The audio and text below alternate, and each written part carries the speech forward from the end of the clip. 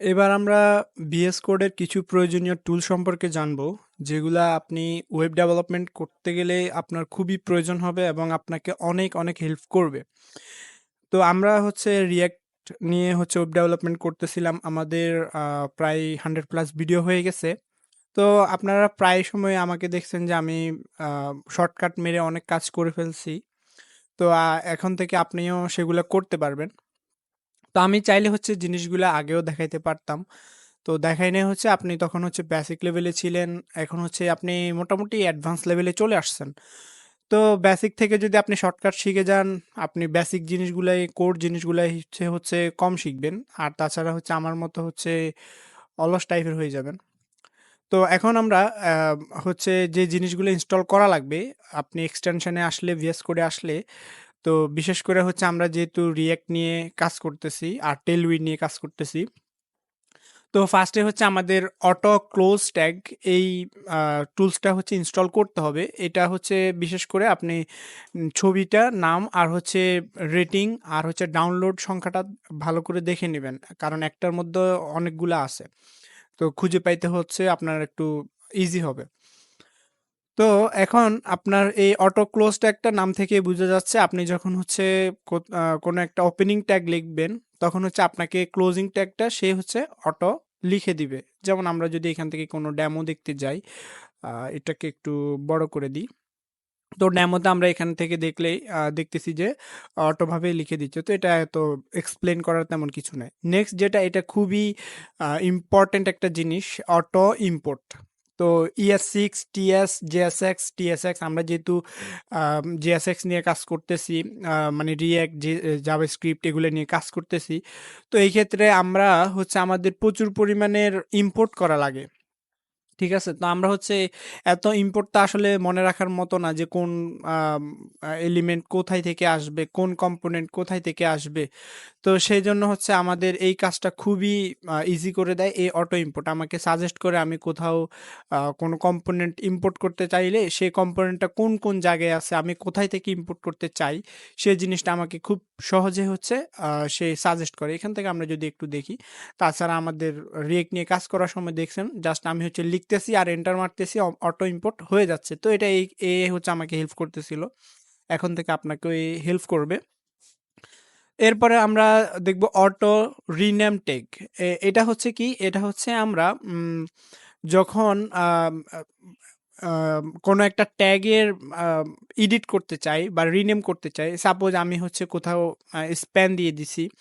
তো আমার হচ্ছে মনে হচ্ছে যে স্প্যানটা না দিয়ে আমি হচ্ছে আম এই কি বলি? আমি হচ্ছে এই ট্যাগ দিতে চাচ্ছি। তো তখন দেখা যায় কি, আমি হয়তো টোটাল ট্যাগটাকে যা, যা লিখছি সব ডিলিট করে আবার হচ্ছে করতে হয়। অথবা আমি ১ম এ ওপেনিংটাকে রিনেম করি, তারপরে ক্লোজিংটাকে রিনেম করি।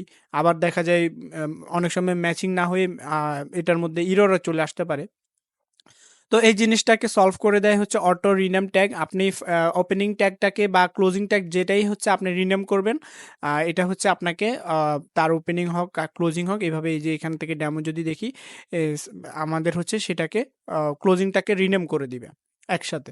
তো এটা অনেক হেল্প করে। ESLint এটা আপাতত স্কিপ করি, npm এটাও স্কিপ করি।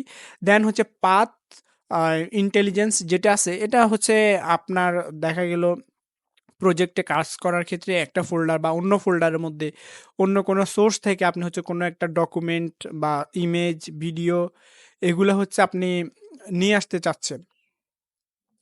তো নিয়ে আসার জন্য আপনাকে হচ্ছে দেখা যাইতে পারে আপনি পাথগুলা হচ্ছে সামনে দেখতে চাচ্ছেন, কোন ফোল্ডারে আছে দেখলে চিনতে পারবেন। তো সেইজন্য হচ্ছে আপনাকে পাথগুলা সাজেস্ট করবে। আপনি যদি এখান থেকে দেখেন, আম দেখা গেল হচ্ছে আপনি এই যে কোথাও পাথটা সাজেস্ট করার পর আপনাকে পাথগুলা দেখাবে যে এই ফাইলের মধ্যে থেকে নিতে চাচ্ছেন কিনা। তখন ওই ফাইল সিলেক্ট করবেন। ওই ফোল্ডার থেকে দেন আরেক ফোল্ডারে, এভাবে হচ্ছে আপনি পাথগুলা দেখে, দেখে আপনাকে এটা হেল্প করবে। এরপরে আসি আমরা হচ্ছে কোড ফরম্যাটার।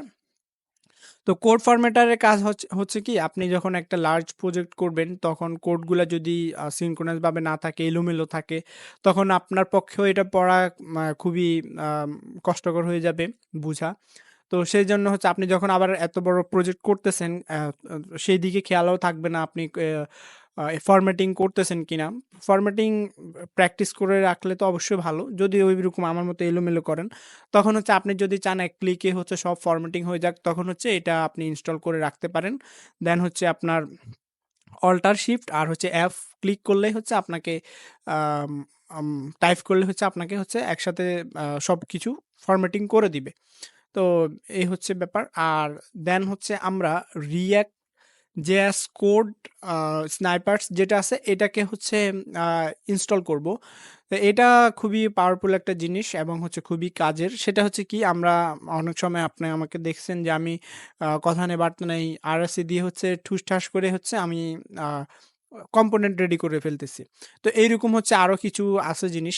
এগুলো হচ্ছে শর্টকাটে লিখার পর এই যে RSC ডেমো যদি দেখেন, শর্টকাটে লেখার পর হচ্ছে আপনাকে খুব ইজিলি হচ্ছে কোনো কম্পোনেন্ট বলেন বা আরো কি, কি জিনিস আছে এখানে যদি যান কম্পোনেন্ট, শুধু কম্পোনেন্ট না আরো অনেক জিনিস আপনাকে এখান থেকে সে শর্টকাট লিখলে রেডি করে দিবে। তো এখান থেকে আপনি এগুলা দেখে কয়েকদিন ট্রাই করলে আপনার হচ্ছে কোনটা প্রয়োজন সেটা হচ্ছে আপনি এখান থেকে মুখস্থ করে বা কাজ করতে আপনার এটা ইজিলি মুখস্থ হয়ে যাবে। এটা খুবই কাজের একটা জিনিস। আপনি বসে আবার বেসিক ভাবে কম্পোনেন্ট বানানো লাগতেছে না। RSC দিলাম, কম্পোনেন্ট হয়ে গেল। ওকে। দেন হচ্ছে আমরা এখান থেকে টেলউইন্ড সিএসএস ইন্টেলিজেন্স, এটাও হচ্ছে টেলউইন্ডের জন্য খুবই পাওয়ারফুল এবং হচ্ছে পাওয়ারফুল তো অবশ্যই, আর হচ্ছে খুবই কাজের একটা জিনিস। সেটা হচ্ছে আপনি যখন টেলউইন্ড দিয়ে কাজ করতে যাবেন তখন আপনার ক্লাস সবগুলা মনে থাকতেও পারে, নাও থাকতে পারে। দেখা গেল আপনার মাঝের অংশ মনে আছে, শেষের অংশ মনে নেই, প্রথম অংশ মনে নেই। আবার দেখা গেল শেষের অংশ মনে আছে, ফার্স্টের দিকে মনে নেই। তো আপনি শেষের অংশটাও লিখার পর আপনাকে হচ্ছে টেলউইন্ড থেকে ওই রিলেটেড যতগুলা ক্লাস আছে সবগুলাই সাজেস্ট করবে। তো আপনারা আমাকে প্রায় সময় দেখছেন যে আমি টেলউইন্ড দিয়ে যেহেতু কাজ করি, তো সেক্ষেত্রে টেলউইন্ড দিয়ে কাজ করার সময় আমার সবগুলা ক্লাস নিচে টাইপ করতাম, সরি সাজেস্ট হইতো, আমি ওখান থেকে সিলেক্ট করে ইউজ করতাম। সাপোজ মনে করেন আপনি প্যাডিং দিতে চাচ্ছেন, তো ফি দিলেন, ফি দেওয়ার পরে হচ্ছে প্যাডিং কত পিক্সেল দিতে চাচ্ছেন সবগুলো একসাথে শো করবে। আর যদি শো না করে তখন হচ্ছে আপনি কন্ট্রোল অল্টার আর হচ্ছে স্পেস এটা একসাথে ক্লিক করবেন। একসাথে টাইপ করার পরে হচ্ছে আপনাকে এগুলা সাজেস্ট করবে। তো এখান থেকে হচ্ছে আপনারা যেহেতু দেখছেনই, তো এখানে আমি আর প্র্যাকটিক্যালি কিছু দেখাইলাম না। এগুলা হচ্ছে আমাকে এই হেল্প করতো। আর হচ্ছে আপাতত এগুলা হচ্ছে আপাতত এই কয়টা যেগুলা দেখাইলাম এগুলা হচ্ছে ইনস্টল করলে আপনি মোটামুটি ভালোভাবে শর্টকাটে কাজ করতে পারবেন। সামনে আরো কি, কি প্রয়োজন ওইটা সময় অনুযায়ী আমি হচ্ছে আপনাদেরকে দেখাই দিব, বলে দিব। আর নেক্সট ডে তো আমাদের ব্যাকএন্ডের আ প্লেলিস্ট আসতেছেই। তো সেইখান থেকে হচ্ছে ব্যাকএন্ডের জন্য কি, কি প্রয়োজন হবে সেইখান থেকে আমরা আস্তে বলে দিব।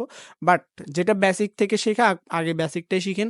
দেন হচ্ছে অ্যাডভান্সে যখন যাবেন তখন আপনি অ্যাডভান্সের গুলা। তখন হচ্ছে আপনার বেসিক গুলো ভালোই মনে থাকবে এবং ভালোভাবে হচ্ছে কাজে ফোকাস থাকবে। দেখা গেল অ্যাডভান্সে সবকিছু করে ফেললেন, বেসিকটা জিজ্ঞেস করলে আর পারবেন না। কারণ আপনি তো অ্যাডভান্স দিয়ে করে ফেলছেন। তো সেজন্য আরকি। তো আমি হচ্ছে এগুলা শুরু থেকে না দেখাই এখন লাস্টের দিকে এসে দেখাইলাম। এখন থেকে আমাদের নেক্সট এ যে প্রজেক্টটা আসতেছে, এই প্রজেক্টটা হচ্ছে আপনি এভাবে আমি যেভাবে কাজ করতাম এভাবে হচ্ছে অ্যাডভান্স ভাবে একটু কাজ করার ট্রাই করেন। সমস্যা নাই। তো ভিডিওটা আমি এই পর্যন্ত রেখে দিলাম।